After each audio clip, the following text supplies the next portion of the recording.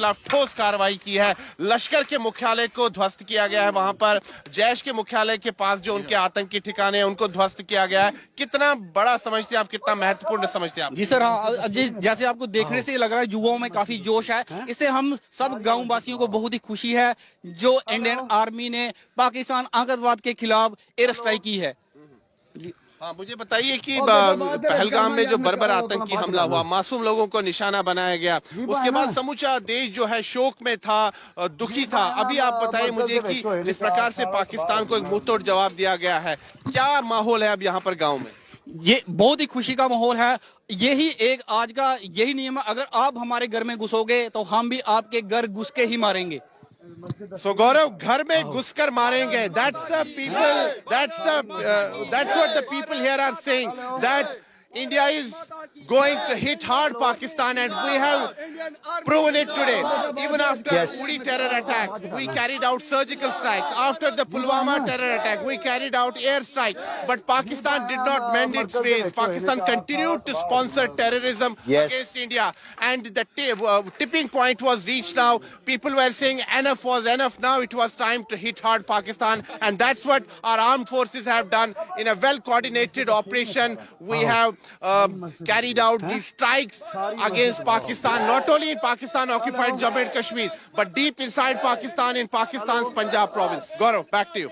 Oh, absolutely. That's such a significant step that the precision strike has been carried out not just in POJK, but also in Pakistan's Punjab province, because that is where it hurts Pakistan's military jihad infrastructure when Pakistan's Punjab province is targeted, whether it's Muridke or Bahawalpur, or the fact that Chakamru and Sialkot have also been targeted, or when you come to the belt in POJK, you've had 4 targets there from Kotli to Muzaffarabad and 2 strikes in Muzaffarabad. Why Muridke? Very, very significant question, because Muridke is the headquarters of that professor of terror, UN designated terrorist Hafiz Mohammed Saeed. Incidentally, Lashkar-e-Taiba is also a UN designated banned terrorist organization, and yet Pakistan army and government refused to take action against this professor of terror, Hafiz Mohammed Saeed. He changed the name of his organization, first from Lashkar-e-Taiba to Jamaat-ud-Dawa, and then Milli Muslim League, and he floated a political party. His son and family have contested elections, and he continues to preach. Can you imagine a UN-designated banned terrorist leading the Eid Namaz at the Gaddafi Stadium in Pakistan? And this is exactly what Hafiz Mohammed Saeed did. Finally, India decided. That meeting that you see of Prime Minister Narendra Modi, the information is he kept monitoring the latest developments through the night, but that was that meeting that took place immediately after the Pahalgam terror attack, where the Prime Minister gave a green signal to the armed forces to decide when and where and how they would hit back. But there was clear signal to them to hit back so that there are unimaginable consequences for the terror state Pakistan. So the Indian armed forces launched what is aptly being called Operation Sindoor. And they targeted terrorist training camps and launch pads, not just in Pakistan-occupied Jammu and Kashmir, but also in Pakistan's Punjab province. Remember, Pakistani terrorists had killed 26 tourists in Pahalgam. India Today has accessed details of Operation Sindoor. Sources tell India Today, Prime Minister Narendra Modi was watching and monitoring the entire operation, all inputs that were being given to him, not just by the National Security Advisor Ajit Doval, but all the information that was filtering in. The primary targets were Lashkar-e-Taiba and Jaish-e-Mohammed, from their headquarters to their launch pads to their training camps, not just in Pakistan-occupied Jammu Kashmir, but also in Pakistan's Punjab province. Sources say the Prime Minister monitored Operation Sindoor. He was briefed by the NSA. The Indian Air Force used the Scalp missile. The Indian Air Force, now the Storm Shadow. It is a subsonic cruise missile. It has a very small radar signature, so very difficult to catch this missile once launched from the Rafale fighter jets. But it has a range of about 500 kilometers plus. The Indian version has extended range, so way inside Indian territory, because as the crow flies, Bahawalpur is about 180 odd kilometers, Muridke is just about between 70 and 80 kilometers. So that is where the Scalp cruise missile was used. It's a long-range air-launched cruise missile, also known as the Storm Shadow. The range, like I said, about 500 kilometers plus. The warhead, it has a 450 kg warhead. What's extremely significant is it's a two-stage warhead. The first part of the detonation is that it penetrates the target, and then it detonates and it fragments. So even if you're hiding in a bunker, it will first penetrate and then explode. So you have no chances of survival. It's a very widely used weapon as far as the French Air Force or NATO forces are concerned. It's been used in Syria, it's been used in Libya. Now, of course, it's also been used in Pakistan's Punjab province. It has the GPS guidance system. It has the inertial navigation system. It's compatible, like I said, with the Rafale Omni-Role fighter jets of the Indian Air Force. It penetrates hardened underground bunkers before explosion. What is extremely significant are the stealth features. Low cross-section, it can not be spotted easily on the radar. But the other part is also extremely significant. It can evade jammers, it can evade incoming missiles and then go and hit the target. So Scalp was one of the weapons of choice as far as this operation was concerned, but that wasn't the only one. Let me also tell you about the hammer system. The hammer, or the highly agile modular munition extended range. So HAMMER, highly agile modular munition, ER, extended range. Especially this ER, as far as the Indian Armed Forces are concerned, again, it's a precision guided bomb kit. It can be fitted onto a standard bomb of 250 kgs, 500 kgs, up to 1000 kgs, and it makes it a precision guided munition with a range of about 60 to 70 kilometers. Again, it has INS and GPS guidance system. It has the infrared imaging. It also has the laser designator guidance system. Again, the launch platform, the Rafale fighter jets. What are its special capabilities?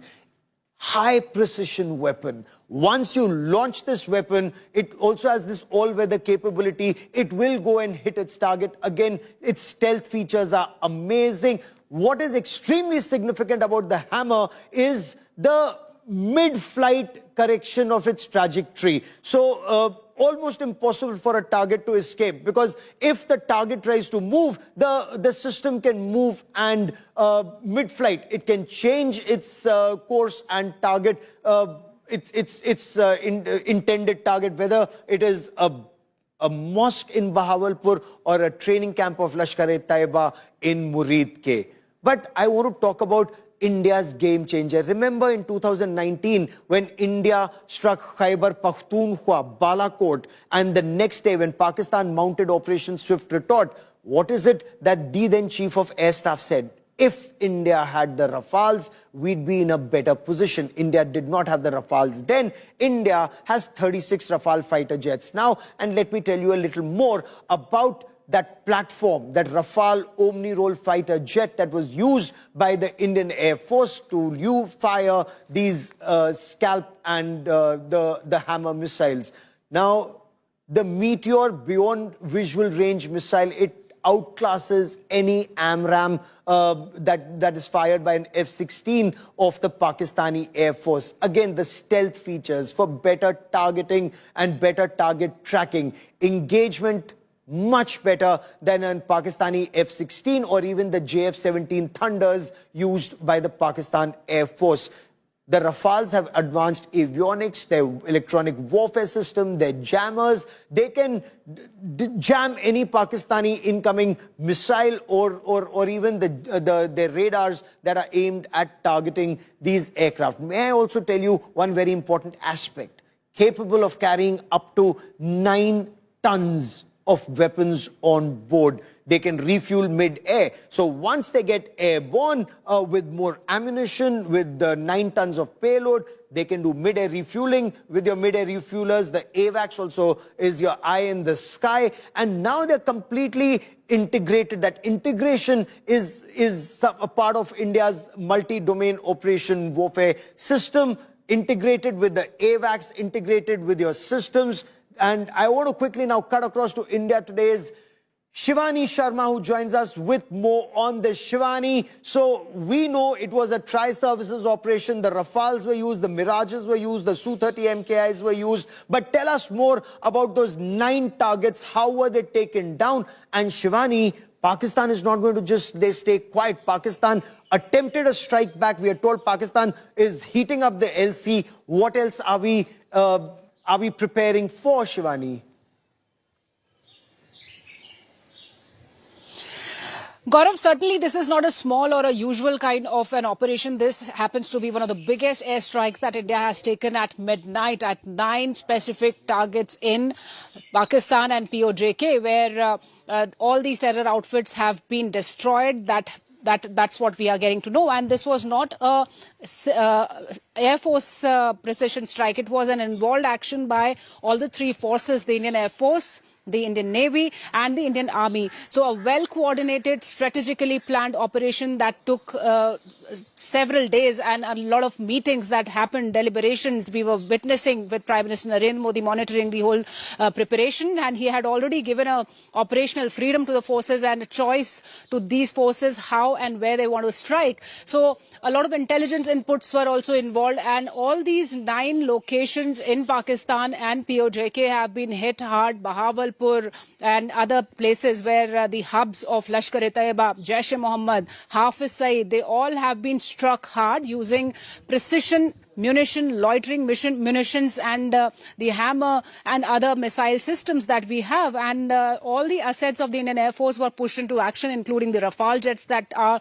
the game changers for us. And we are seeing a lot of action still happening along the line of control, Gaurav, where Pakistan has resorted to heavy artillery firing that goes on. 3 civilians have lost their lives in different locations, while India is responding befittingly.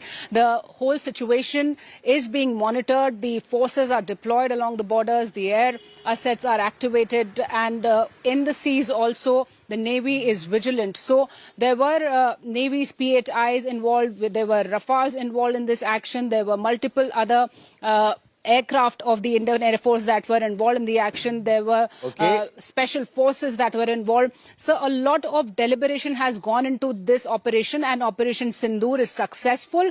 And we are seeing senior officials from the Indian Army that are turning their DPs to Operation Sindoor, and they say that justice has been served. That means this has been a very successful operation. We are awaiting the briefing that's going to take place at 10 a.m., where we'll be getting more details of the casualties and the destruction which Operation Sindoor has done to these terror outfits without even What about touching Pakistan's the retaliation? What can you quickly tell me about Pakistan's retaliation, Shivani? See, Pakistan has already admitted and acknowledged these attacks, these terror strikes, in a statement that had come right after these precision strikes had happened. And it says that it reserves the right to retaliation. But meanwhile, what we are seeing that there are reports and inputs coming in that Pakistan has also pressed its air assets into action. Its aircraft are already in their airspace, and they are close to the borders too. But Indian Army, Indian Air Force, they are all prepared. And on the other hand, Pakistan has also activated its resources on ground in terms of the hospitals where the emergency has been declared. All the forces have been already deployed along the line of control, where we've been seeing a lot of operational preparedness from Pakistan's side too. And the Chief of Army Staff of Pakistan had been on the review. So now we see some escalatory action from Pakistan coming up in terms of the artillery firing happening, and also the air assets that are activated. We are awaiting more inputs onto the damages, the reports of the damages that are also coming on our side too. So we have to wait and watch and be vigilant about the fake news propaganda that the Pakistan absolutely. has been running since the Operation Sindoor was declared successful. So we have to wait for the formal Stay official with me. I information also want to that bring will in come Ankit, at 10 my a.m. colleague, But joining meanwhile, us with more on the story. Shivani, stay with me. Captain Sharma stays with me on this big broadcast. But Ankit, what more can you tell us about the choice of the targets, the Jaish headquarters, the Lashkar headquarters? This is retribution not just for Pahalgam, but pain that Pakistan's state-sponsored radical Islamist terror has given India over decades, from IC-814 hijack to Parliament attack to Pathankot to Pulwama and of course Pahalgam, Ankit.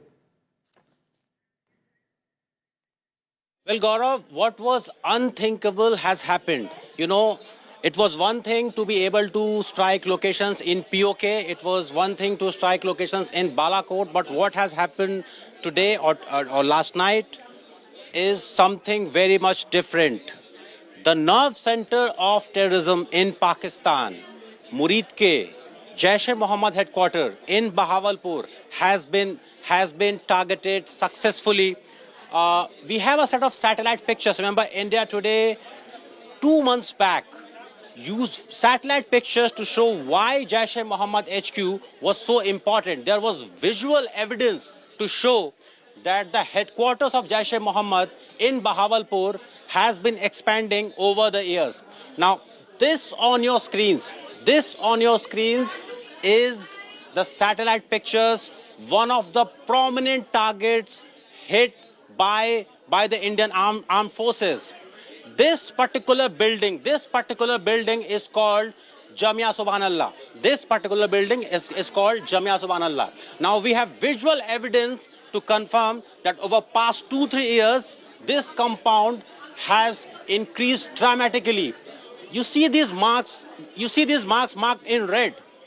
This is where the expansion has been happening over the years. Remember, Pakistan was whitelisted from FATF's grey list for doing enough to curtail terrorism. And throughout all those months and years, the HQ of Jaish-e-Mohammed in Bahawalpur has been expanding. You know, there is even a swimming pool there. These red marks that you see, these part of the compound have come up over past few months and years. Remember, this building is known as Jamia Subhanallah. Earlier today, the Pakistan ministry confirmed that this particular building has been hit. Again, these are the auxiliary parts. What we are given to understand is that a lot of construction has been happening in this part of the compound. Some residential places, maybe some hostels. There was also a madrasa here. One of the key targets, why this place was so important, Gaurav. Unlike Balakot, this is not a semi-permanent place. This was supposed to be so safe for Masood Azhar because a Pakistan Air Force base is just right here in this town, and right on this highway is the HQ of Jaish-e-Mohammed. Masood Azhar, Maulana Asghar Rauf, all his associates felt so safe staying here because they believed, because there is a PAF base in this particular city, they will be safe. But what has been achieved today, it is unparalleled. Similarly, the other target, Murid ke, the HQ of Lashkar-e-Toba. You know, Pakistani military was trying a propaganda operation. They were supposed to take all the foreign journalists today for a tour to Bahawalpur and Murid ke. I know a lot of them have been following India Today broadcast. One important point, Gaurav. Don't go by Indian media reporting. Don't go by what Indian military is saying. Just go and check what David Coleman Headley told FBI. David Coleman Headley, the key plotter, arrested by FBI, currently serving prison in the US, is on record saying that he visited Murid ke. There was a Lashkar camp in Murid ke. Tahawur Rana visited Murid ke. So that is why Murid ke is so important. And this place, fighters, militants, terrorists from Afghanistan were brought here to listen to Maulana Masood Azhar. And this place was supposed to be the Abbottabad, the new Abbottabad of Pakistan. Why? Because of its proximity with the Pakistan Air Force Base. And this place This place has been hit. So this is why we are calling it the unthinkable in terms of what Masood Azhar, the likes of Hafiz Saeed has been thinking. The unthinkable has happened. This visual And proof that is was what put Prime out. Minister Narendra Modi had said. That's exactly what Prime Minister Narendra Modi had said, that the punishment would be unimaginable, it would be unthinkable, and that's exactly what has happened, and this is just the beginning. Should there be a retaliation from Pakistan, that would be escalation, because remember, India has very clearly said they've only targeted terrorists and terror training camps and launch pads and not any Pakistani military installation. In retaliation, if Pakistan were to attack a military installation in India, that would be an act of war, that would be escalation, and India then reserves the right to hit back. And when you talk about the escalation ladder, India's assessment is that India is on top of that escalation ladder. But the world is worried.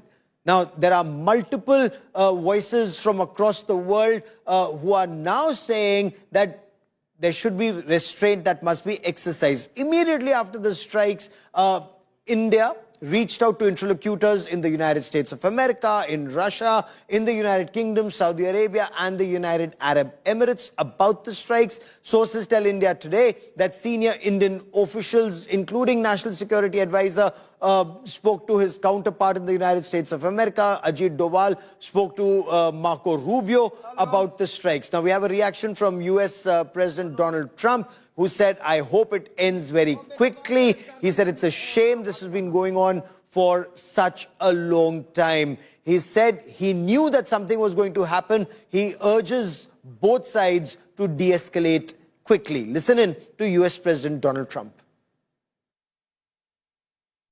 No, it's a shame. We just heard about it just as we were walking in the doors of the Oval.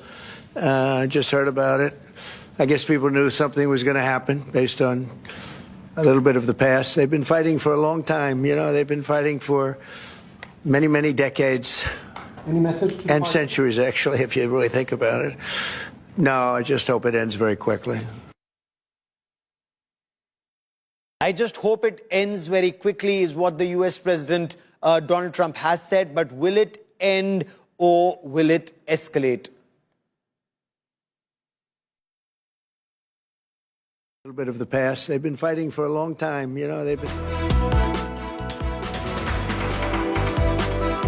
I quickly want to cut across to my colleague Simar Chawla, who joins us with more on this. He's at Shubham Dwivedi's residence. Remember, he was one of those who was killed. And Simar, this is Operation Sindoor, the Sindoor that the Pakistani terrorists had wiped out. Shubham Dwivedi was killed. You are with his wife. Bring us her first reaction to this information as she hears it from you. Well, Gaurav, Operation Sindoor has been named for this whole operation that went out at night. Right now, we are present at the residence of Shubham Dwivedi. We are being joined with his wife. Remember, Shubham was the first victim who lost his life, who was the victim of the terror attack, who was the victim of, the bullet that came from, in fact, the terrorist in the Pahalgam terror attack. Aishanya, yes, thank you for speaking to India today. What is your first reaction? The airstrikes have been conducted by the government. Are you satisfied? I am satisfied, and the moment I read the operation name Sindoor, I went and I saw Shubham's photo and I was crying because it is actually a very personal thing. ये नाम रख के मोदी जी ने या जिन्होंने भी ये नाम सोचा है उन्होंने ना बहुत पर्सनल लेवल पे हम जितनी 26 औरतें उनसे कनेक्ट किया है और शायद कहीं ना कहीं हम सबको ये लग रहा है कि ये पर्सनल लेवल पे उन्होंने जाके हमारे लिए बदला लिया है. I remember interviewing you a few days back. You said that the action is not enough. Do you think it's enough now? Or more needs to be done? That time also I said कि आतंकवाद खत्म होना चाहिए. जहाँ पे भी हैं, जो भी हैं, जैसे भी हैं. मेरा किसी देश या किसी कहीं से भी किसी मजहब किसी से नहीं. मेरा था आतंकवाद खत्म होने चाहिए. उन्होंने 9 आतंकवादी स्पॉट को टारगेट करके मारा है. 9 आतंकवादी स्पॉट. वहाँ पे जितने और आतंकवादी ट्रेनिंग ले रहे होंगे, नए बन रहे होंगे, शायद पल रहे होंगे, उन्हें खत्म किया है. And I'm really thankful. Thank you so much. Terrorists told you after killing Shubham that go and tell your government that we did this. Now the government has taken a step. How do you see this? I feel really proud to be an Indian. I'm really proud कि वापस मेरे अंदर वो हिम्मत है कि मैं शायद फिर किसी को पलट के बोलूँगी कि मैं हिंदू हूँ.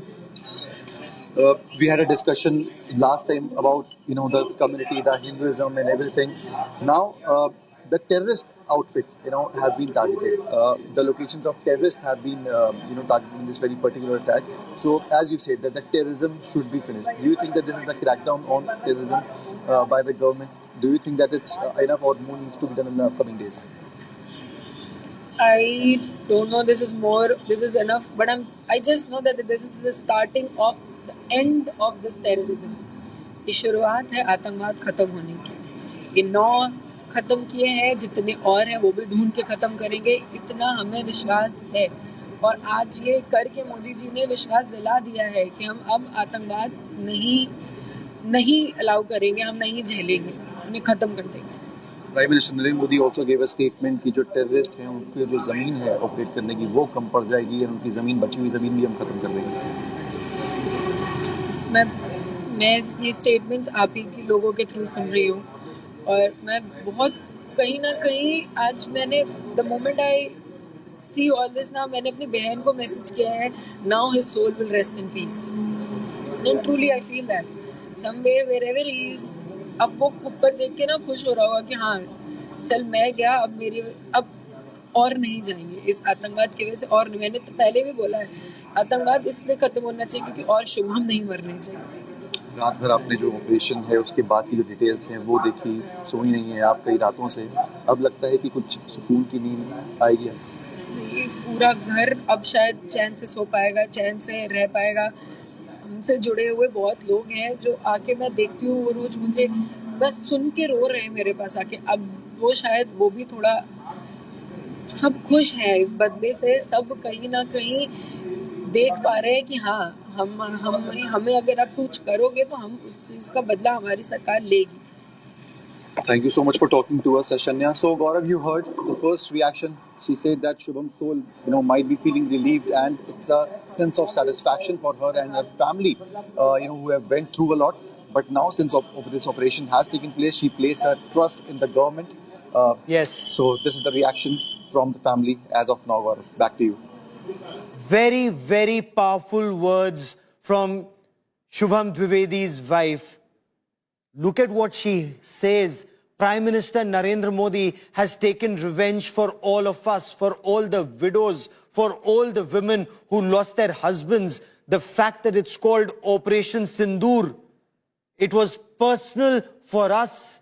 It's personal, the manner in which Prime Minister Narendra Modi ordered the targeting of these 9 locations for these terrorists to be eliminated. But that's not all. She says, maybe now, once again, I will be able to say without fear, I am Hindu. मैं फिर बोल सकूंगी, मैं हिंदू हूँ. That is what Shubham Dwivedi's wife just told India today. And why? Because her husband was the first to be killed by these Pakistani terrorists who came and asked the religion. And when he proudly said he is Hindu, he was shot dead at point blank range. And when she said, kill me too, you know what they said? Go tell Modi, go tell your government. And this is now the response. This is the response from government of India. The Pakistani terrorists have been targeted, the terror launch pads, the terror training centers, they've been neutralized.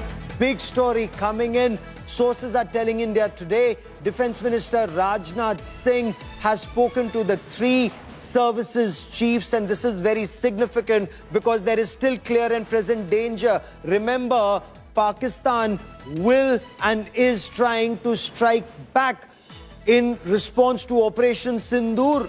That Operation Sindoor that was conducted at 1:44 a.m. to be precise. Now, Pakistan has started responding along the line of control, but we are also told that Pakistani Air Force fighter jets are trying to target multiple locations in India. there's a threat they've issued. We'll tell you more about it. I want to quickly bring in India Today's Piyush Mishra for more on this. Piyush, what more can you tell us about the meetings that are on? Defense Minister Rajnath Singh's interaction with the three services chiefs, because Piyush, there is still clear and present danger.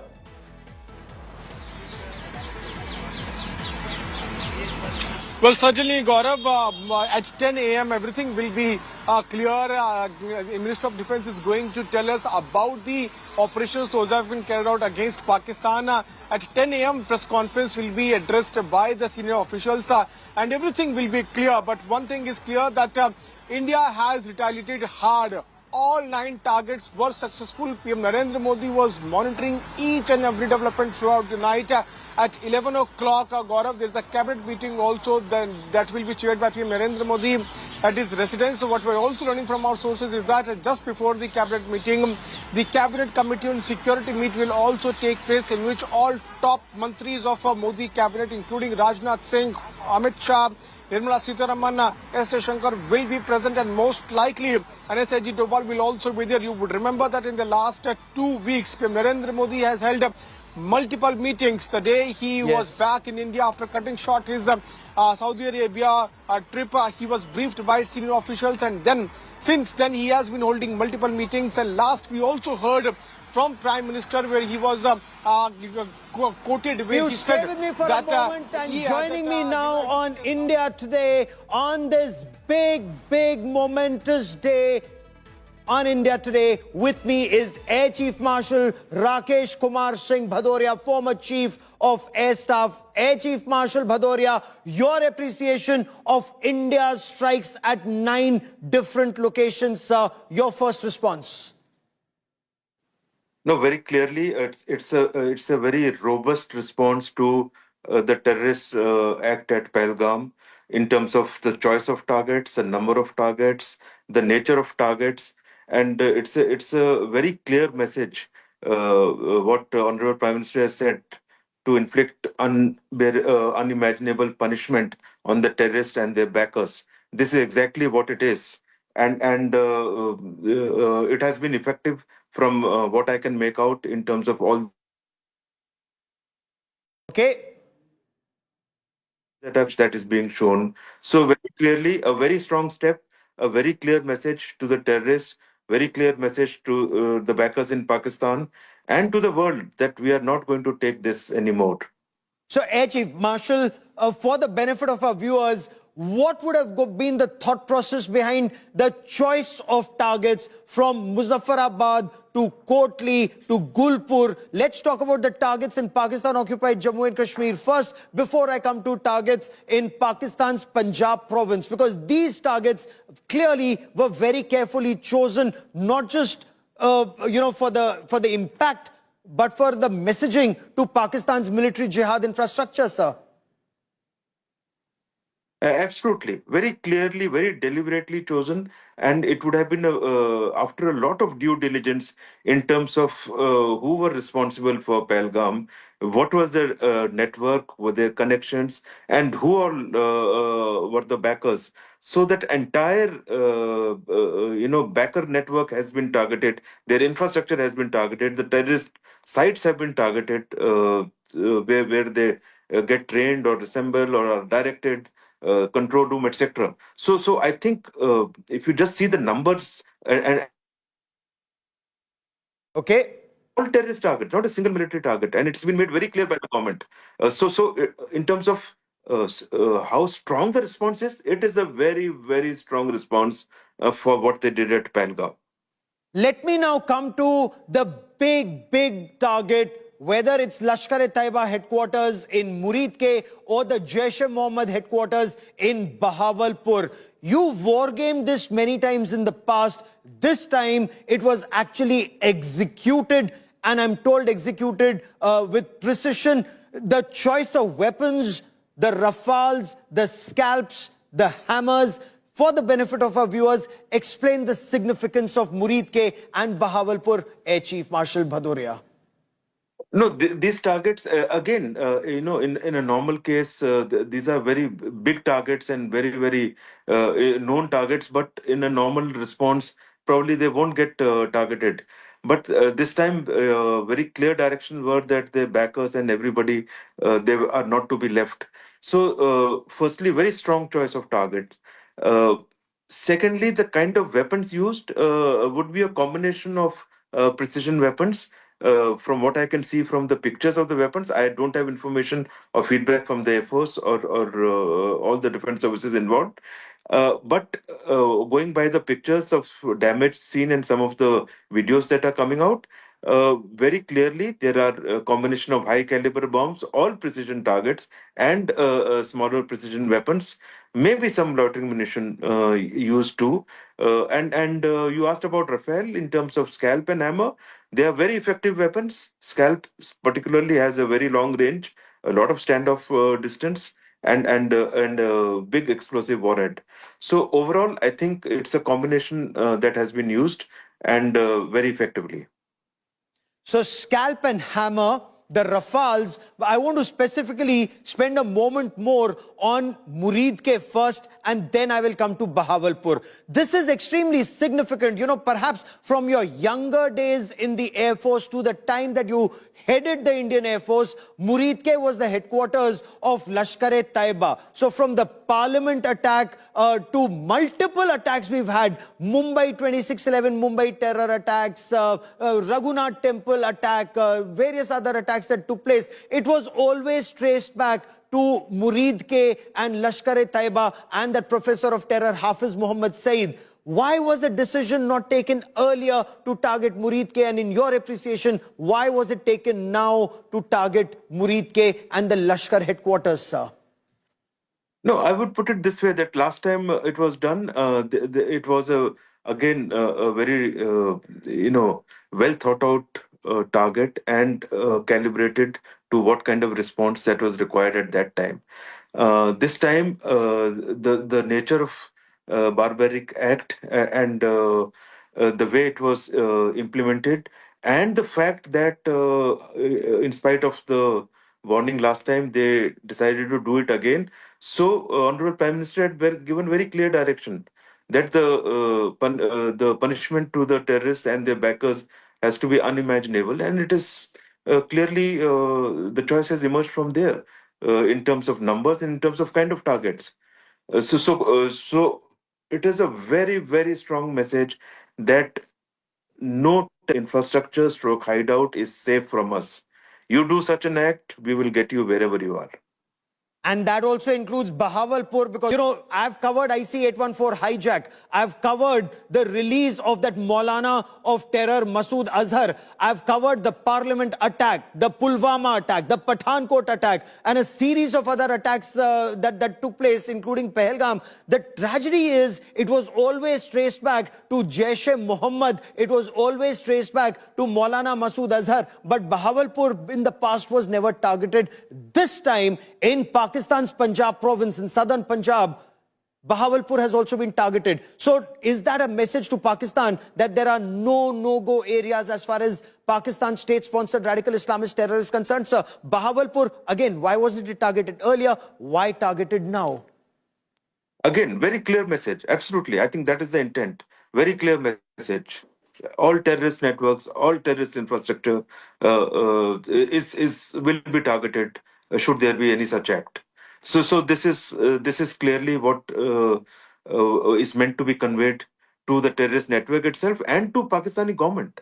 I think they have to realize and get their hands and fingers out of support to terrorism.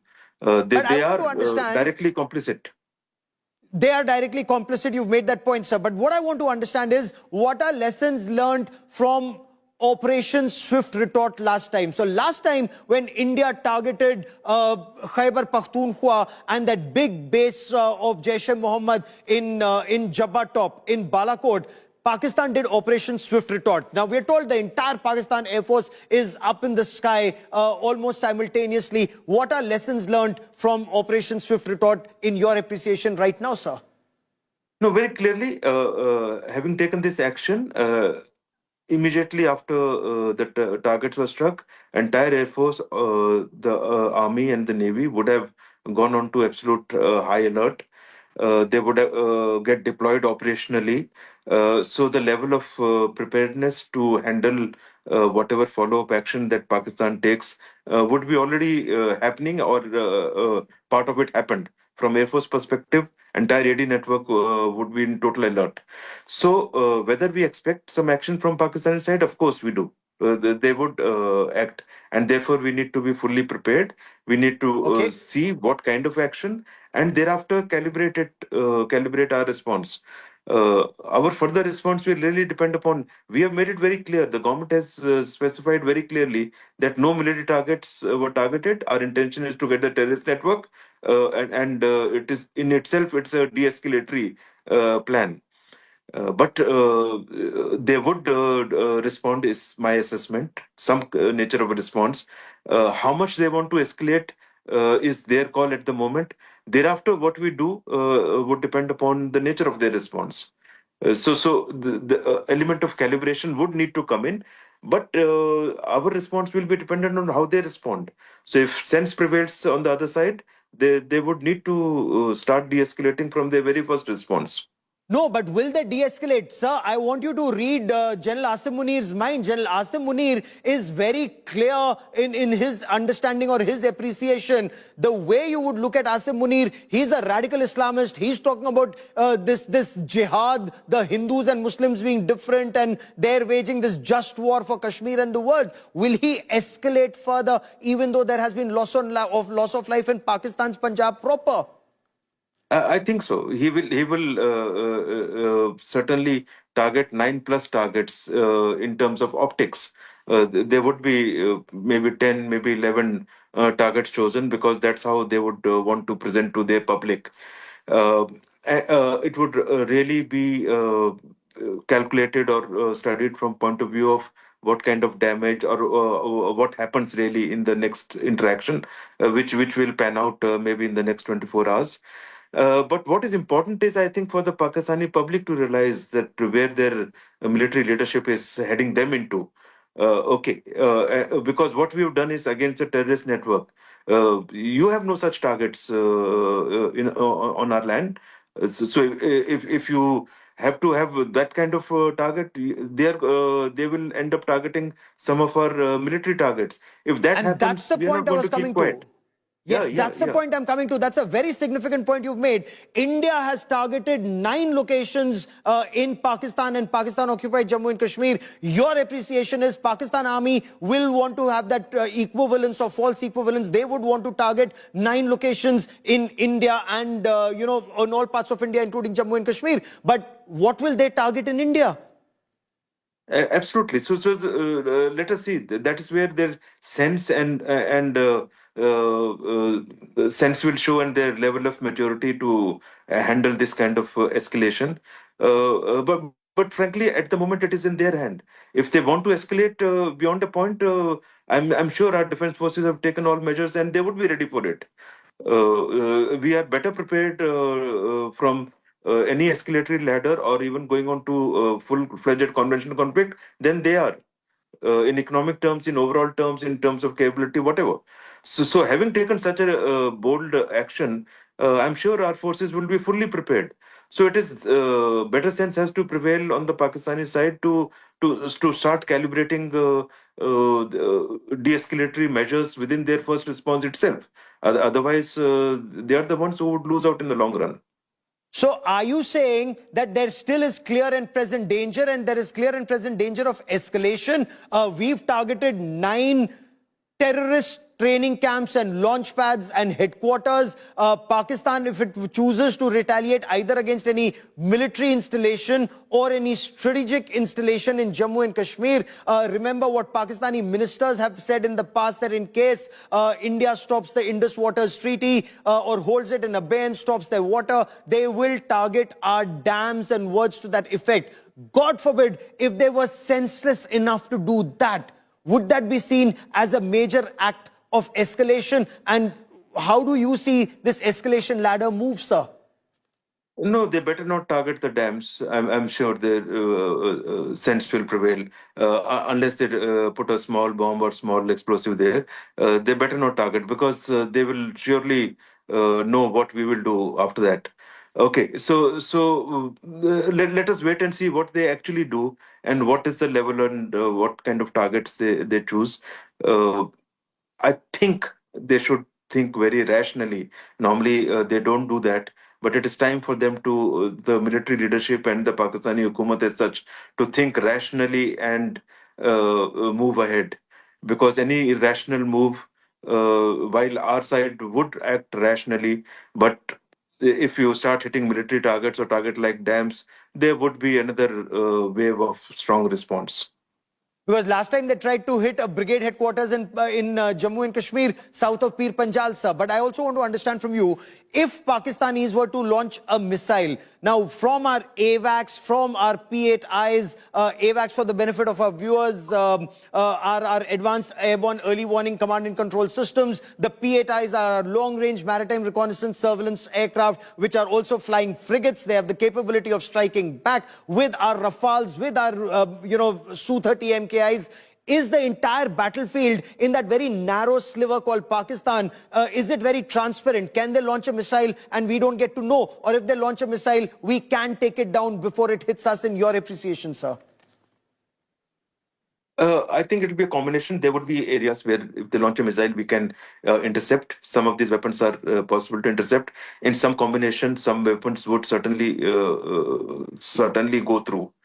So if they launch a big size attack, there would be some weapons which would finally reach the targets, whatever targets they intend. So the important point is that we need to be fully prepared for all these eventualities. And once we are all three services, because of the nature of the targets and the kind of targets that we have hit. So there is a reasonably high chance that they would think irrationally and come up with some a target list which we would have to respond, and therefore the need to look at firstly fully prepared so that we limit our own damage with our own defenses, effective defenses, and thereafter we will choose what action to take. Because even for Pakistan, their Air Force would be their weapon of choice. LC is already hotting up at the line of control. They're already using their artillery, we are told, on either side of Pir Panjal. Or can the Navy do something, or is the Navy not powerful enough in your appreciation, or could they target one of our ships? On the LC, like you said, action has already started, so that would remain. I think that would only increase. Air Force would end up using their Air Force would end up using stand-off weapons, for which I'm sure that kind of defense would have got factored from our air defense perspective.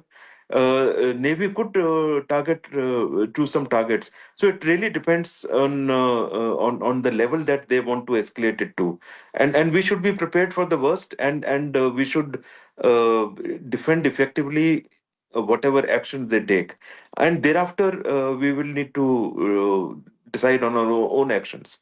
That is where the next level of calibration would happen.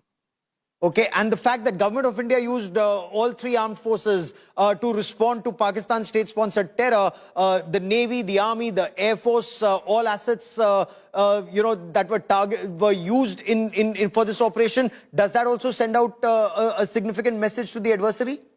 Of course, it does. It does, and it's also a message that we are fully prepared, and by now, in some services like Air Force and all, fully deployed. In other services, deployment would be happening to the required level, and ready to take on whatever comes now. You see this escalate to beyond a theater conflict? No, I think in about 2 to 3 days they should come under control. So 2 to 3 days, the escalation could still happen. Air Chief Marshal R.K.S. Bhadoria for joining me here on this India Today special broadcast. Many thanks. Now, escalation matrix, India's assessment is we are on top of the situation. I also want to bring into this conversation my colleague Preeti Chaudhary. And Preeti and I have been reporting through the night. 1:44 a.m. was when the missile strike took place in Preeti. Right after that, India is prepared for any response. But that's a very clear signal that's gone out to Pakistan. Well, a very clear signal that has gone out to Pakistan. This is a very, very sensitive time, viewers, and we will only give out calibrated and factual information, verified information that's coming in. I just want to take our viewers through on what has transpired in the last 4 to 5 hours. I want to just take you through that. 14 days after the Pahalgam attack, India strikes back at Pakistan. India targets 9 terror pads. It happened at 1:44 a.m.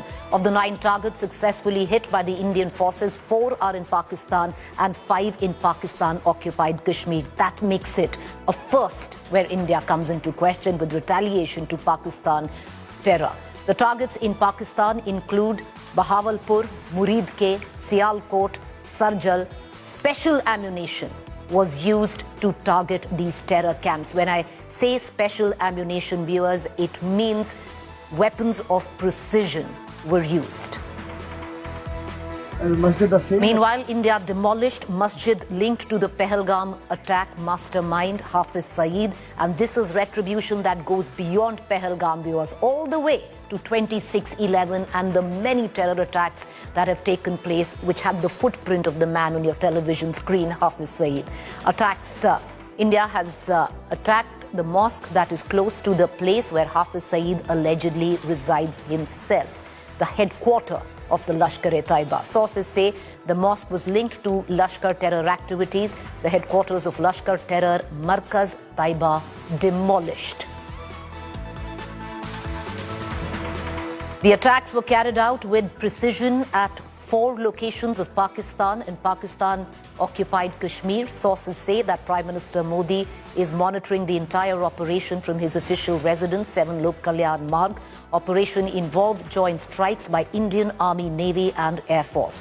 Rafales, Scalp and Hammer missiles, drones used. Seaborne strikes were also carried out as part of coordinated attacks. Top terror hub of Jaish-e-Mohammed destroyed in the missile strikes by India. Masood Azhar's nerve center in Bahawalpur brought down to the ground. The main operation base of Jaish, a well-equipped complex spread over 3 acres, destroyed.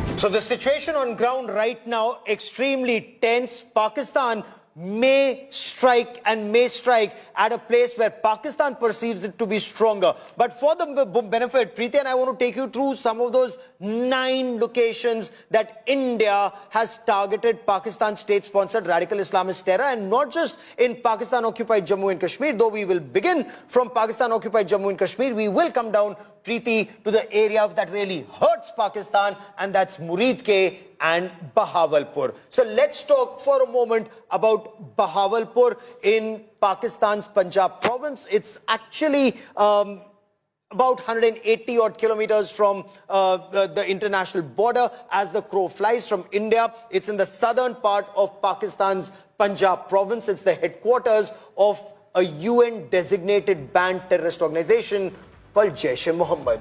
Well, you know, viewers, as Gaurav just elucidated, the strike on India on Pakistan can be divided in 2 segments. One, which is Pakistan-occupied Kashmir. The other one, mainland Pakistan, the province of Punjab. And where the province of Punjab is concerned, it's important to note the nerve center of terror, where Hafiz Saeed, the kingpin of it all, his headquarters, Muridke, 30 kilometers from the border opposite Samba LET camp, housed the 26/11 terror attack and the terrorists there. So it's come full circle. It's not retribution, Gaurav, just for Pahalgam. You can go all the way to 26/11, and we've tied that circle right there and give go back to the Parliament attack in 2001. I've covered the Parliament attack of 2001. I've covered IC-814 hijack. IC-814 hijack was where this Maulana of terror, Masood Azhar, was released, and the Parliament attack that took place in 2001. Subsequently, the attacks on Raghunath Temple, the attacks on Akshardham Temple, the attacks on places of worship, and India's economic capital, the 2006 Mumbai train blast, we lost 200 people, Preeti. So this retribution runs decades, viewers. It runs decades. And that's why it's important to understand what this really means. And these are sensitive times. We don't want to get into hyperbole, but look at it. Look at the impact of it. Like Gaurav and I are pointing out, two separate areas where this terror strike has, like India has struck Pakistan. One, which we are showing you right now, is of course the province of Punjab, and this is a first for India. This is where deterrence will come from, Gaurav. Oh, absolutely, because imagine, even when 200 people were killed in 2006, terrorists were not targeted. Even when 166 people were massacred in Mumbai on 26/11, Pakistan was not massacred, was not targeted. But look at Pahalgam, when 26 people were killed, and we just heard the widow of Shubham Dwivedi. She said, at least now I can say without fear, Main Hindu hoon. And the heart of this radical Islamist terror in Pakistan at Bahawalpur and Muridke, that's been targeted, Preeti. Let's just move on and get you the other locations where India has struck. In all of this, viewers, and if I can say, is curated over the last 2 weeks by Indian intelligence agencies in a very responsible manner. We did not want to strike where civilians were there, so it was curated where these terror launch pads were concerned. And the other one, Gulpur, 35 kilometers from the LOC Poonch Rajouri,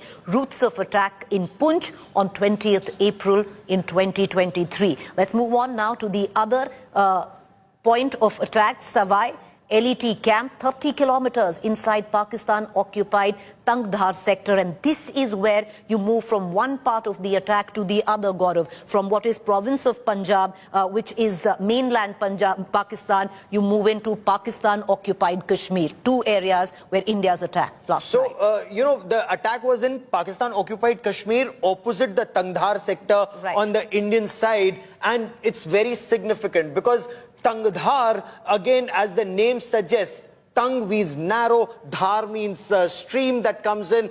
There are several such nalas in that area, rivulets in that area that Pakistan has used. And these are heights. These are north of Pir Panjal. In the Tangdhar sector, Pakistan has actually tried to infiltrate very extensively in the summer especially. So they come into the northern part of Kashmir and then they spread terror either in central Kashmir, in Srinagar, or South Kashmir in Anantnag. But the Bilal launchpad of Jaish-e-Mohammed, Kotli, which is just barely 15 kilometers opposite the LC in the Rajouri sector in Pakistan-occupied Jammu and Kashmir. A very, very significant camp of Jaish-e-Mohammed and Lashkar-e-Taiba also targeted in Kotli, Preeti. Once again, all of these 9 are not army installations, they are not ISI installations. All of these 9 points where India has attacked last night are terror camps, either belonging to Jaish or LET, viewers. That's it. The other one, Barnala, 10 kilometers from LOC opposite Rajouri. Let's move on. Sarjal, JEM camp, about 8 kilometers from the international border. And Mehmuna. Very significant once again. Now, Sialkot is a very important training camp or a launch pad. And this is not the LC. Now we've come to the international border in the Jammu sector. The 200-kilometer long international border in the Jammu sector. That is where Sialkot has a very significant training camp of the Hizbul Mujahideen. But that's a training camp that's also been extensively used, Preeti, by Lashkar-e-Taiba and Jaish-e-Mohammed. There's breaking news coming in, big story. The Indian army has responded in a big way to ceasefire violations by Pakistan along the LC. We are told Pakistan is using heavy artillery now, which is 155mm howitzers are being used to respond. Pakistan army, we are told, has suffered massive casualties in India's retaliatory strikes along the LC. That is what sources are telling India today. And this is where Pakistan really feels the pain. Remember, Pakistan shot the Ramzan ceasefire in 2002 because after the Kargil war, after 1999, through 2000 and 2001, Indian Army punished Pakistan extensively along the LC. The images that you see there on your television screen, the moment 155mm howitzers open up, and now India has their guns with the 52 caliber guns with the extended range. Preeti, they can hit a target more than 50 kilometers away in that altitude. And I quickly want to bring in India Today's Shivani Sharma into this conversation with Preeti and I. Shivani, LC heating up is not good news for Pakistan all along the LC, but I believe now it's no longer restricted to small arms.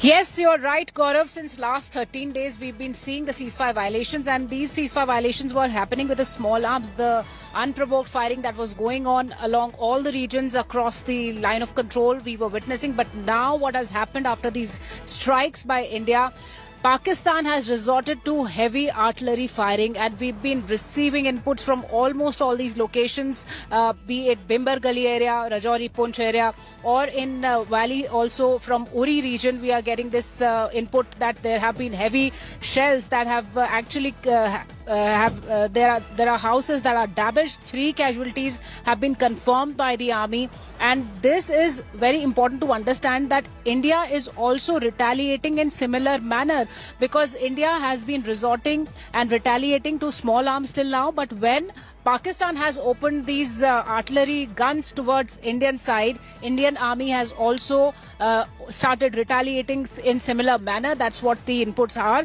And these are 155mm howitzer guns, the artillery guns that have been deployed with a long range of around 50 kilometers. Preeti, I've actually seen these 155mm howitzers in action. So yeah, not just in the Kargil war.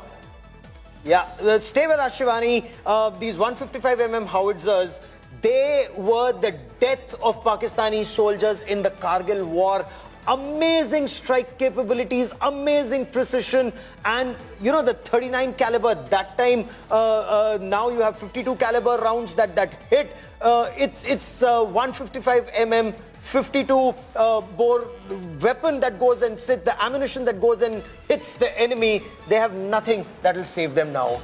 Well, you know, so this was expected, viewers. Once India struck Pakistan at about 1:44 a.m., we gave out that statement, and minutes after that, Pakistan admitted that India had in fact attacked Pakistan.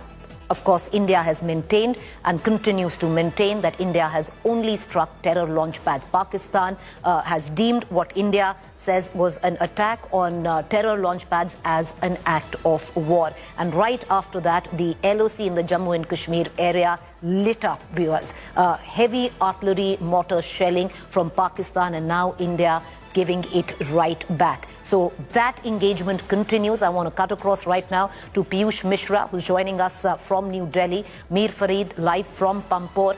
Mir, what's the latest that you are picking up? Earlier on, there were indications that one fighter jet of Pakistan was down in Pampore itself. What more can you add?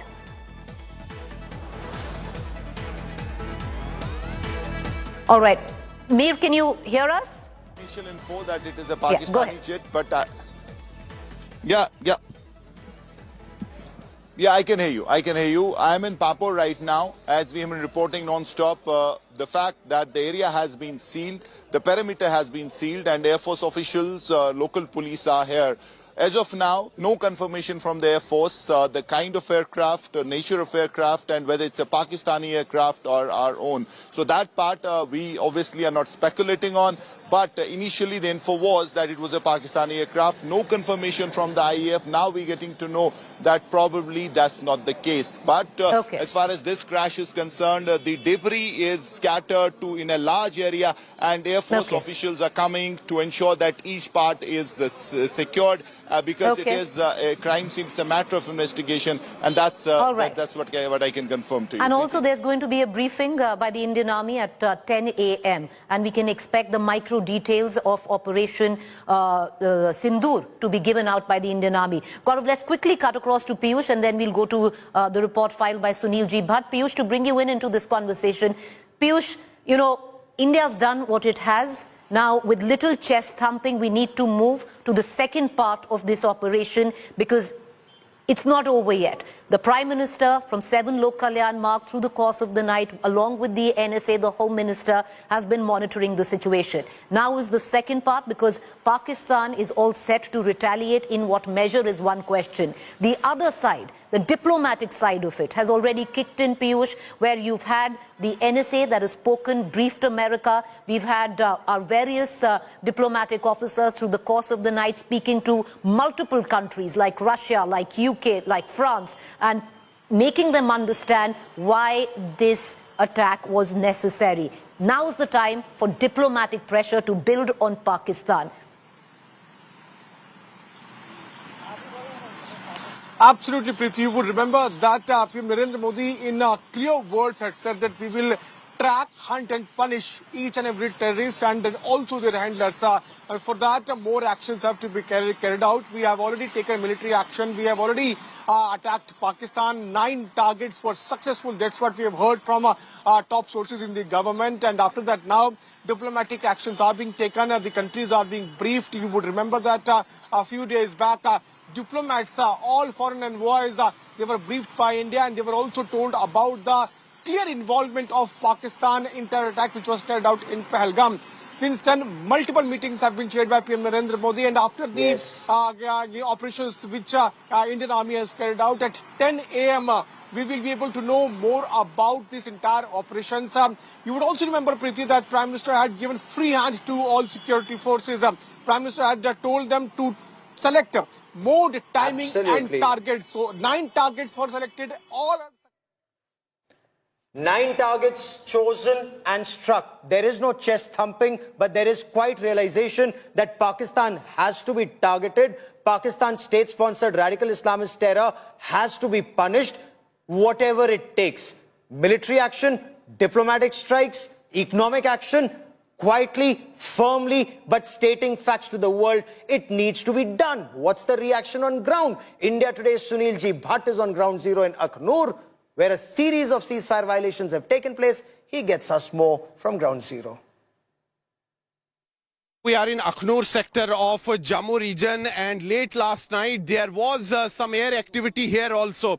India carried out strikes on the terror hotspots in Pakistan as well as in Pakistan occupied Jammu and Kashmir. Lashkar's headquarters, which is located in Muridke, there many places were targeted, as well as in Bahawalpur, where Jaish's headquarters is located. And as far as Akhnur sector is concerned, after India carried out strikes against Pakistan, Pakistan tried to indulge in a misadventure, and there was air activity here in Akhnur sector also, and Indian Army gave a befitting reply to Pakistan here. And right now you can see that a large number of people have come out of their homes, and because as soon as they learned that there was retaliatory action by India, the people came out and they are here boosting the morale of our jawans. We will speak to the locals here.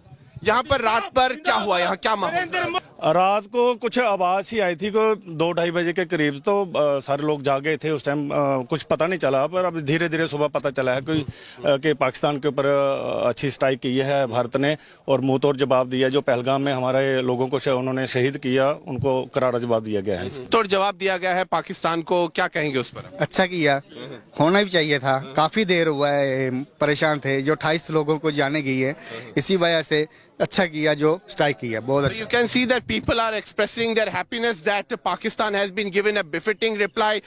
We have carried out strikes deep inside Pakistan, including Pakistan's Punjab province, but 2 locations, Bahawalpur, Muridke, and we have also hit the terror hotspots in Pakistan-occupied Jammu and Kashmir. This is huge and unprecedented, because even after 26/11, there was talk about targeting the Lashkar headquarters in Punjab province, but at that time the this was not done. But this time, this option has been explored. A strong will has been shown by the government, and Pakistan's terror factories have been targeted, and a befitting reply has been given to Pakistan. And here, as far as Akhnur sector is concerned, you can see that large number of people have come out to boost the morale of our jawans. Right now, there is the strict vigil here near the line of control here in Akhnur sector. People have come out. They are chanting Bharat Mata Ki Jai slogans. They are boosting the morale of the army personnel, and they are also reaching out to the army personnel and asking them whether they need any food or water, and they are delivering it to the army personnel. So you can see that the spirit of patriotism, the spirit of camaraderie.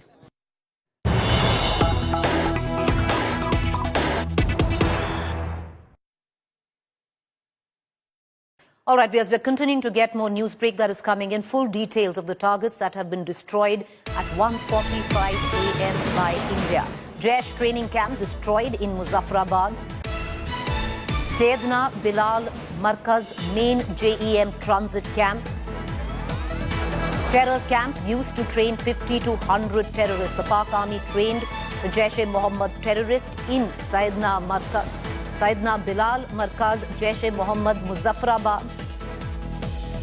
POJK Sayyidina Bilal Masjid is the main center of Jaish-e-Mohammed in POJK, located opposite Red Fort.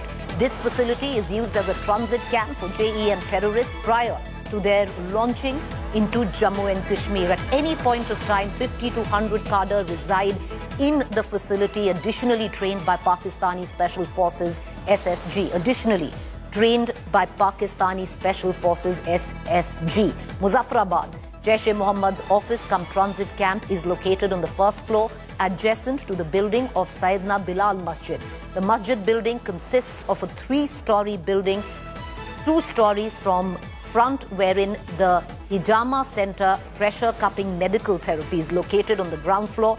This facility is spread over 8 to 10 canals. This facility has family quarters, office buildings, office of Al Rahmat Trust, charity wing of Jaish-e-Mohammed.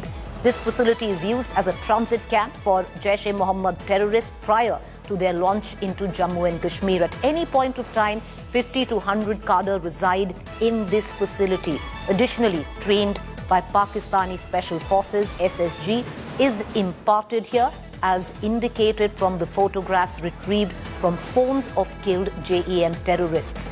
The Jaish-e-Mohammed operational commander and Jaish-e-Mohammed head of POJK, Mufti Asghar Khan Kashmiri, is in charge of this facility.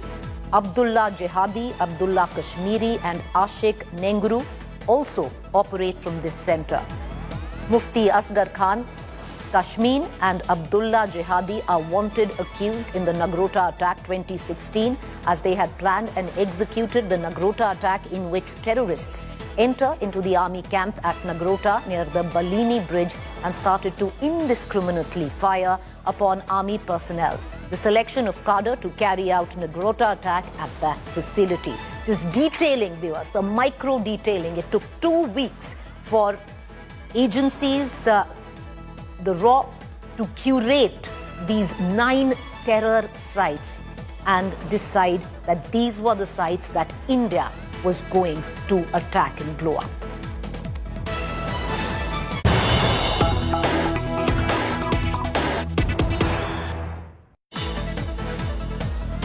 Meanwhile, India's Operation Sindoor, a big success. Over 80 to 90 terrorists have been killed in this attack on Pakistan and Pakistan-occupied Jammu and Kashmir on terror camps.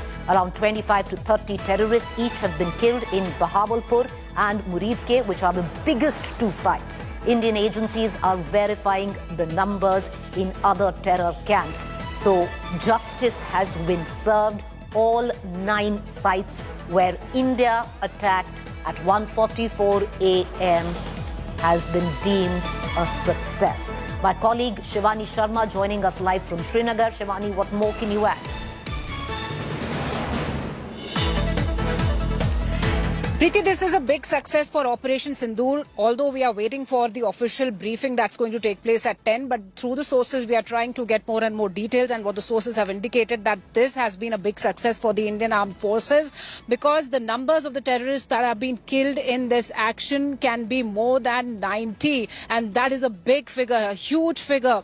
And alone in Bahawalpur and Muridke, 30 each terrorists have been killed, and more verifications are happening from the other locations, 7 other locations, as we've seen that there are 9 total strikes that have happened at 9 locations, and around 90, or it can be more, 90 terrorists have been neutralized, they've been killed, they have been destroyed in these operations Sindoor strike. And this is a huge success for the armed forces in this precision strike, Preeti, because this is a big number, and more, it can be more, the number can be more, and we are waiting for the official response from the ministry, where we'll be seeing a briefing, a detailed briefing. But this is a huge success. In fact, the sources are indicating that around 90 or more terrorists have been killed in Operation Sindoor, and 25 to 30 each in Bahawalpur and Muridke have been destroyed.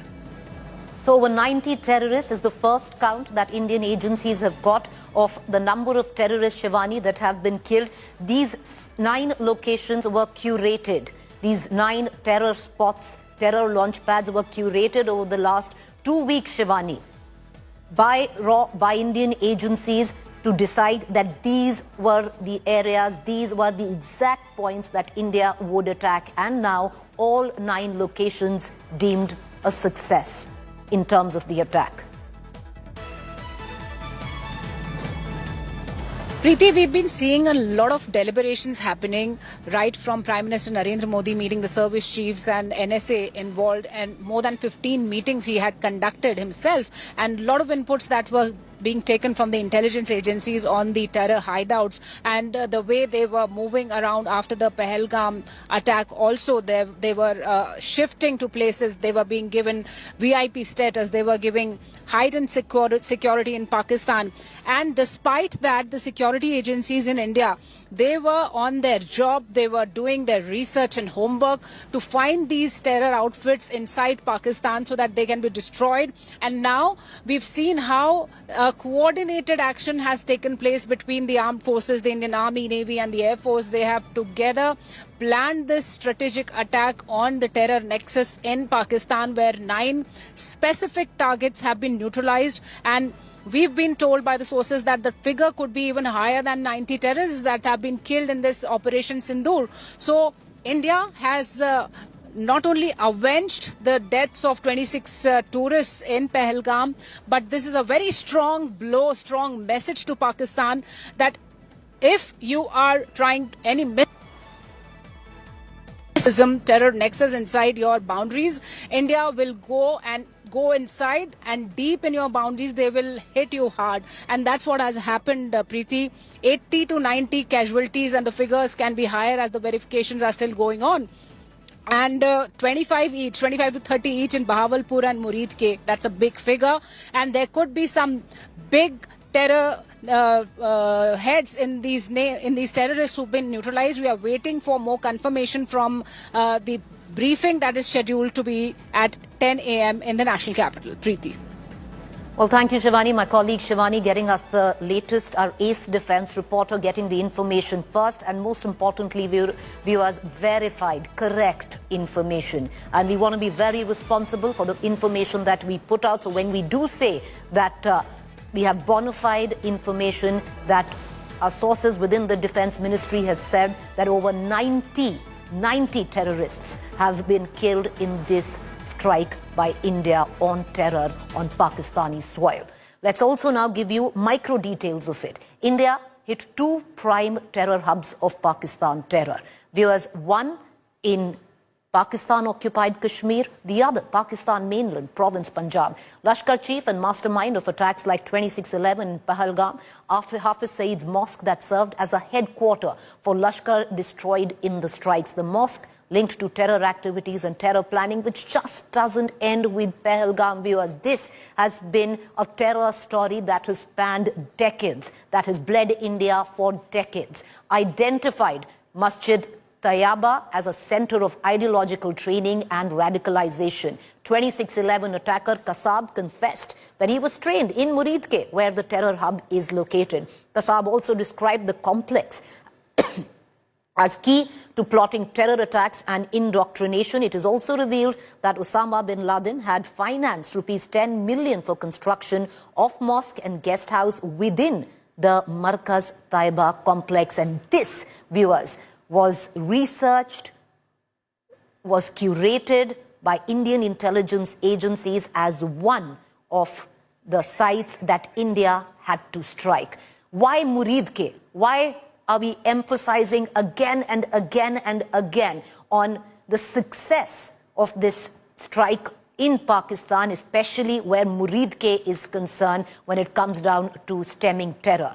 Muridke is the headquarter of the Lashkar-e-Taiba, viewers. The Lashkar-e-Taiba, the latest terror attack on India, Pahalgam, the TRF had links with the LET. You go all the way back to 26/11, links with the LET, the footprint of the LET, the footprint of Hafiz Saeed. You go to the parliament attack before that, the footprint of the Lashkar-e-Taiba, and all of that accumulated in the terror hub of Muridke, the headquarter of LET. Near Lahore, LET led by Hafiz Saeed, the 26/11 mastermind Masjid Tayaba. Now, it's a masjid, but this is also the headquarter of the Lashkar-e-Taiba.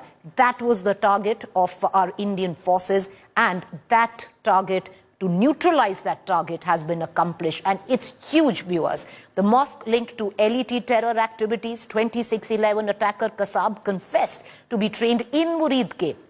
Kasab confirmed meetings with Hafiz Saeed. Kasab described complex as key to training, planning and indoctrination. And that is the importance of Muridke, viewers, because this is historic, where India's payback, retribution, whatever one might call it, when it came down to giving it back to Pakistan for fomenting terror in India. All right. Look at your television screen, viewers, and what you see. These are the before and after visuals of this masjid, which serves as the headquarter of the Lashkar-e-Taiba. At any given time, there are about 30 to 40 terrorists who are training in this very building. This is what it looked earlier. At one side, you can actually see the visuals of this particular headquarter of the Lashkar-e-Taiba, and you see on the other side of me on what India reduced it to rubble. This was Muridke. Let's cut across right now to Bahawalpur.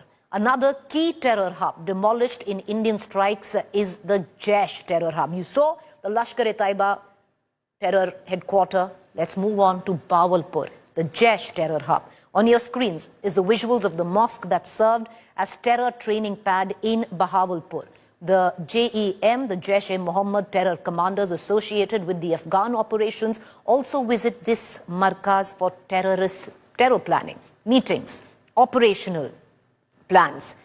The main operational base of Jaish is a fortified facility. It houses 600 cadre of the Jaish-e-Mohammed, viewers. This building housed about 600 cadre of the Jaish-e-Mohammed. The facility has a state-of-art gym, swimming pool, used as a recruitment center, training camp, and where terrorists would come, train, wait before being transported to India, to Kashmir. This is what has been reduced to rubble now. Why Bahawalpur? What is the importance of Bahawalpur? We just spoke of how it is the headquarter of the Jaish-e-Mohammed, the operational hub of Jaish-e-Mohammed, main training center of Jaish-e-Mohammed, where indoctrination takes place in this particular center of the JEM. It served as a terror training was for 2019 Pulwama attack. Residents of key Jaish-e-Mohammed leaders, over 600 cadre, like I pointed out, living right there. Full facility. Right now reduced to rubble. So this was important for India to hit. It's history in the making, because viewers, India did not just go after terror launch pads, also going after the big terrorists who actually train, indoctrinate, and send young men trained as terrorists across to India. All right, we're going to quickly move on, but to once again get you in focus for you to see what was the importance of Bahawalpur, the headquarters of Jaish-e-Mohammed, and on the other hand, the importance of Muridke. How many times, viewers, have you constantly heard on television, you've constantly read in newspapers, Muridke, the headquarters of the Lashkar-e-Taiba? How many times over? Every terror attack, the footprint of the Lashkar-e-Taiba comes into fore, always in the spotlight. And viewers, now when you actually look at it, that headquarters by this, the head of terror, Hafiz Saeed of the Lashkar-e-Taiba, destroyed.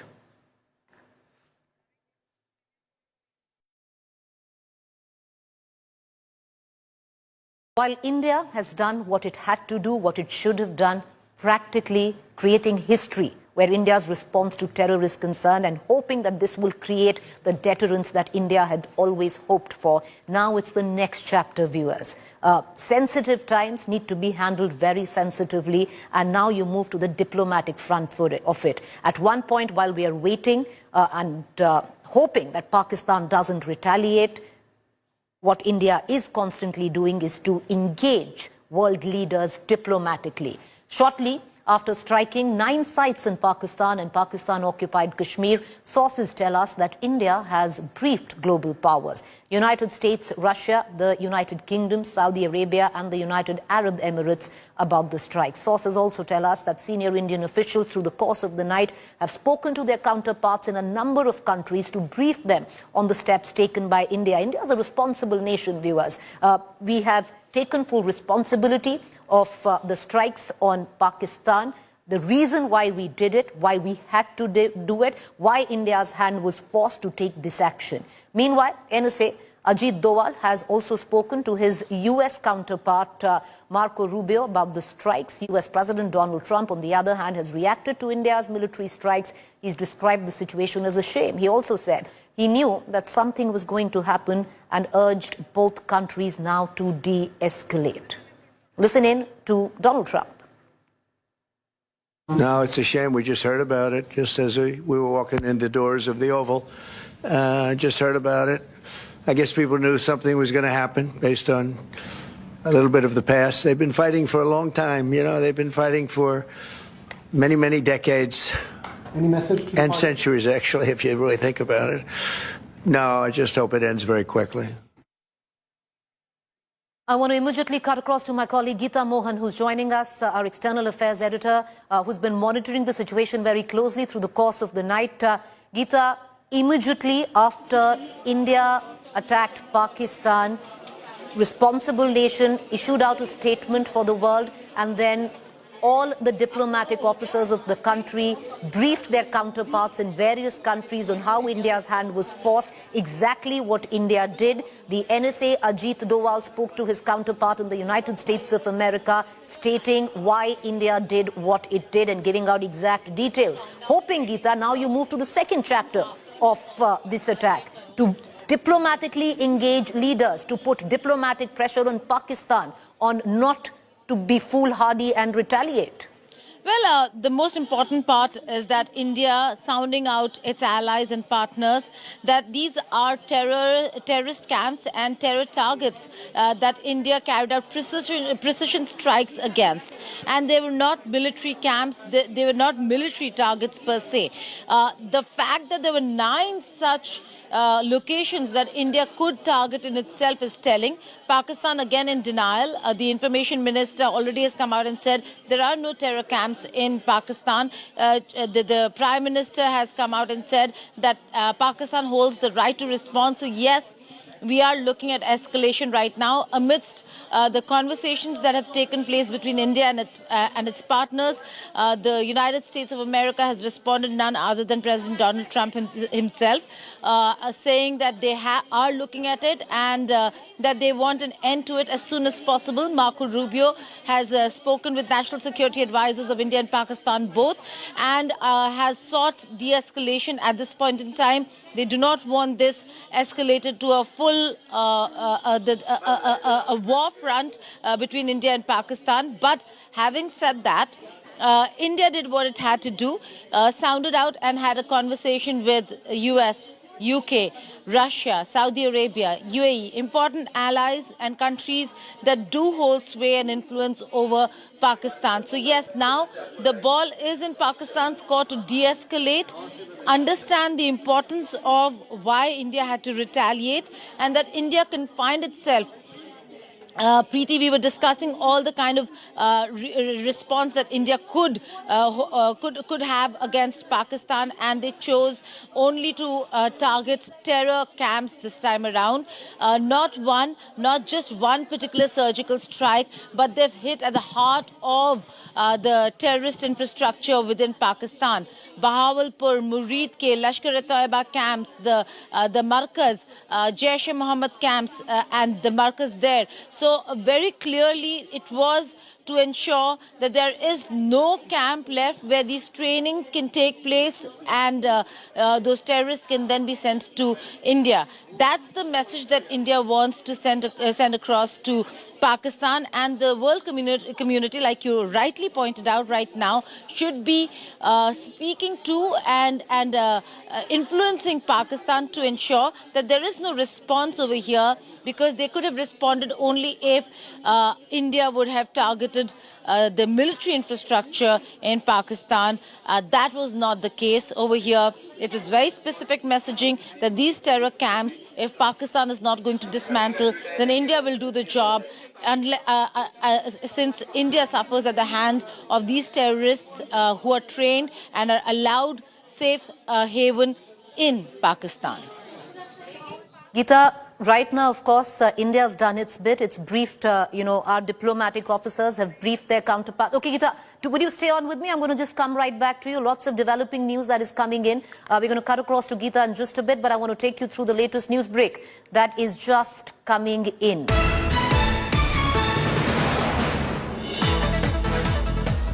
All right, multiple Pakistan posts destroyed in Indian strikes as well. All of this is happening at the LOC in Jammu and Kashmir. According to defense sources, significant damage has been inflicted on multiple Pakistan army posts in the Kupwara, Rajouri, Poonch, Uri sector, with reports of heavy military casualties. Intense artillery crossfire has been ongoing in both sectors following India's targeted strikes under Operation Sindoor. This was expected, viewers, after India's attack on Pakistan. It was expected that the LOC will get hot and very quickly, with heavy artillery fire now coming in and shelling coming in from Pakistan. India now replying in equal measure. Shivani, what more can you add?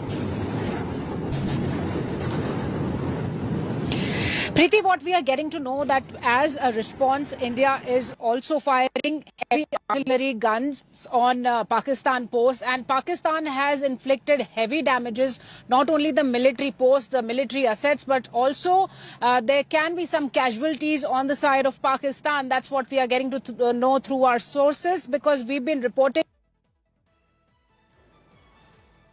heavy artillery firing that was started by Pakistan in several sectors, including Poonch sector, Rajouri sector, Uri sector. And in all these sectors, Indian Army has retaliated, responded well with the artillery. And this artillery fire by Indian Army has actually inflicted a lot of damages on Pakistan's side. 155 mm howitzer guns that we were the range of 50 kilometers, Preeti, and this fire has given a damaging response to Pakistan on their side of the LOC. Shivani, would you stay with me? Okay, Shivani, more information coming in. India giving back in equal measure. First, it was smaller fire. Okay, but there's more breaking news coming in. Viewers, this is a developing situation. We're going to continue to take you through each and every development as it comes in. The External Affairs Minister has spoken and has lauded Operation Sindoor's success. The world must show zero tolerance for terrorism are the words of the External Affairs Minister. I want to cut across to Geeta Mohan. Geeta, through the course of the night, we have the Defense Minister who tweeted out in the middle of the night, right after the attacks took place, and the Army, the Navy and the Air Force, all tri-forces had an understanding that the operation was a success. After that, we've had now the External Affairs Minister stating very clearly that India should have zero tolerance when it comes down to terror. Well, that's right, Preeti. A very strong message from Dr. Jaishankar. He's put out a very cryptic but one-sentence post on X saying that there is going to be zero tolerance to terrorism. And that's the message that India wants to send across. It's not targeting civilians in Pakistan. It's not targeting those areas that have not impacted directly India in many ways than one, but precision strikes being carried out in areas that train terrorists, that harbor terrorists, and only specifically those terrorists that work against India. We're talking about Jaish-e-Mohammed and Lashkar-e-Taiba camps, 9 locations across Punjab and POK, and very clearly the fact is that it is Pakistan that now has to answer as to how come there are these terrorist camps in very important cities and areas of Pakistan that required being taken out by the Indian armed forces. So this is a very clear message of zero tolerance. If Pakistan was not going to do it for India, India would help itself. And that's the message, that it is no longer going to wait for the international community to intervene and ask Pakistan to dismantle its terror infrastructure. India has done it time and again. The play has changed, Preeti, after Pahalgam. It is no longer a fight where Pakistan uses unconventional warfare to target military in India, because India does not have or employ unconventional warfare using terrorism and terrorists as an instrument of state policy. Pakistan does that. But this time the play changed when they moved from hitting military targets and military troops to carrying out attacks against tourists, singling people out on the basis of religion. And that's why the name is significant over here. It is Operation Sindoor. And the message from India very clear, that if you're going to do this, if the play has changed, then India will respond and has the right to self-defense. I was speaking to Syed Akbaruddin, former ambassador of India to the United Nations, Preeti, and he said that our diplomats, no matter what India does, what the action is going to be, India has enough capability to ensure that it convinces the world as to why it carried out the actions that it did.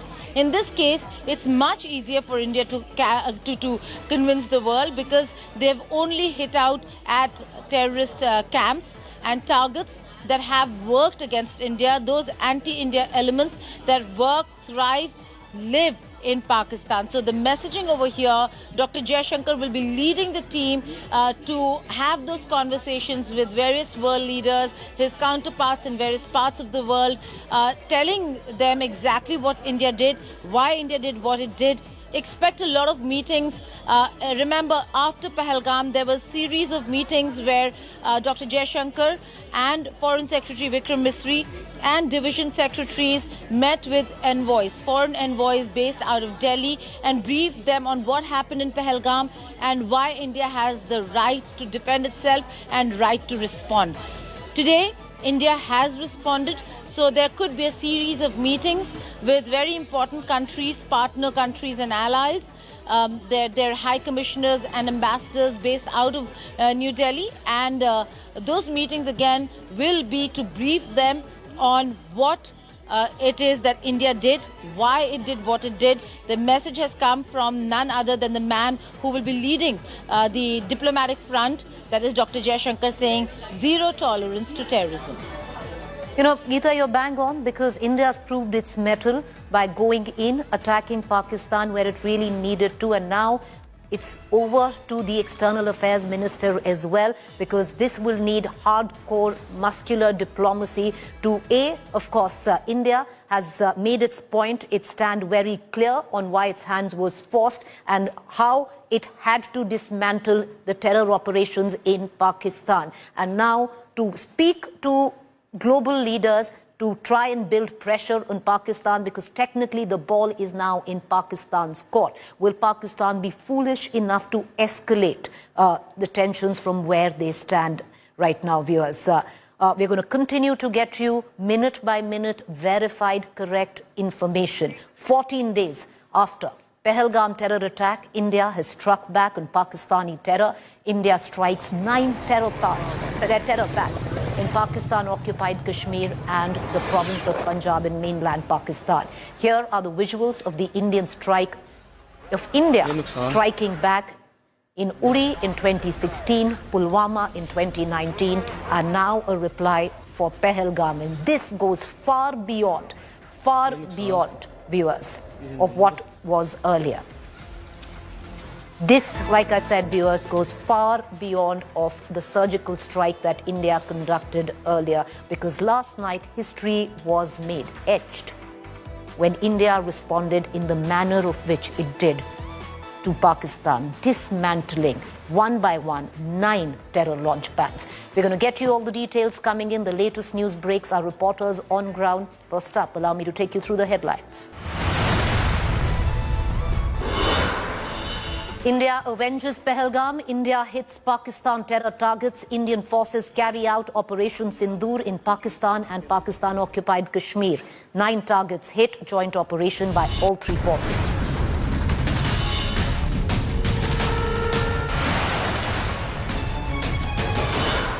India hits top terror kingpins. Hafiz Saeed's training camps and mosque complex in Muridke destroyed. Jaish headquarters struck in Bahawalpur and another terror camp in POK destroyed.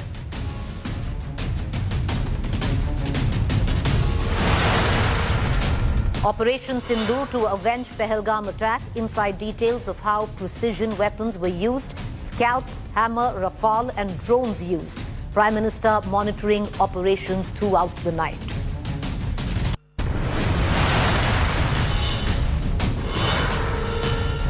Pakistan struck and spooked. Pakistan Prime Minister confirms India's retaliation. Shehbaz Sharif says will respond soon.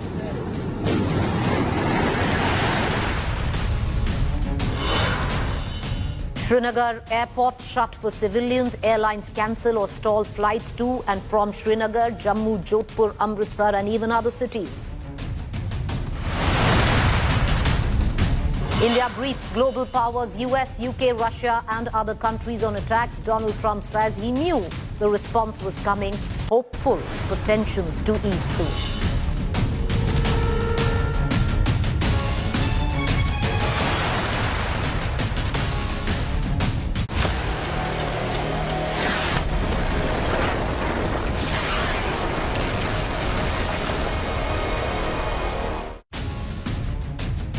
Last night was a night that India will remember, and so will Pakistan, viewers. We're going to take you through some of the defining images of Operation Sindoor. The irony of that. India carried out Operation Sindoor, avenging Pahalgam terror attacks. Here are some of the defining images of it. 9 terror targets in Pakistan and Pakistan-occupied Kashmir were hit in the strikes, and videos emerging soon after showed the impact of the massive explosion in several locations. The night sky was lit by explosions as locals captured the moment of the strikes on camera.